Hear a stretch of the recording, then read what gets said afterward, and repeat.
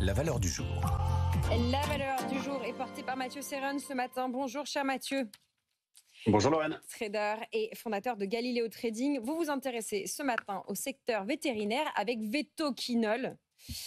Pourquoi s'intéresser à cette valeur ce matin ?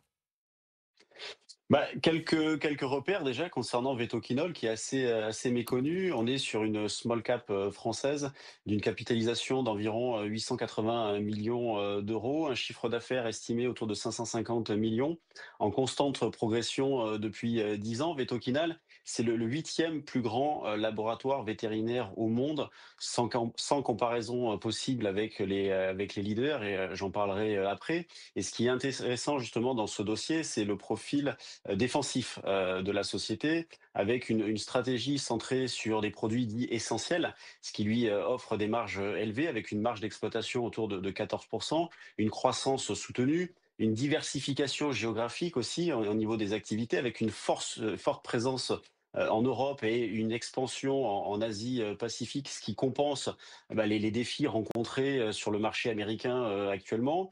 L'augmentation des investissements en R&D est également quelque chose d'intéressant, avec une rationalisation du portefeuille de produits, ce qui indique une volonté de renforcer sa rentabilité à long terme. Vraiment, on se recentre sur l'essentiel.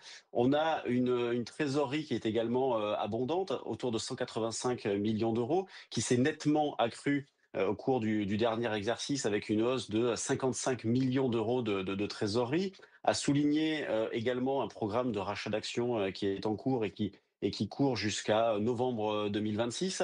Et quand on compare Vetoquinol à ses concurrents, notamment les Américains Zoetis, Elanco, et en France Virbac, Vetoquinol est beaucoup plus petit, mais également beaucoup moins cher. Quand on prend par exemple le PER de Vetoquinol, autour de 14, il est de 27 pour Zoetis. Virbac a une capitalisation 3 fois supérieure à Vetoquinol, mais au vu des derniers résultats de cette dernière, eh bien, c'est pas vraiment justifié. En tout cas, on peut penser qu'il y a quand même un potentiel de rattrapage assez intéressant. Du point de vue du cours de bourse, Vetoquinol a connu le 21 mars dernier la plus forte hausse de son histoire, plus 15%, suite à la publication de résultats annuels très rassurants et ressortis supérieurs à ce qui était attendu. Mais depuis, la valeur a sensiblement reculé. On est passé de 85 à quasiment 70. On évolue plutôt dans le bas, sur des niveaux assez bas au vu de l'évolution des dernières années.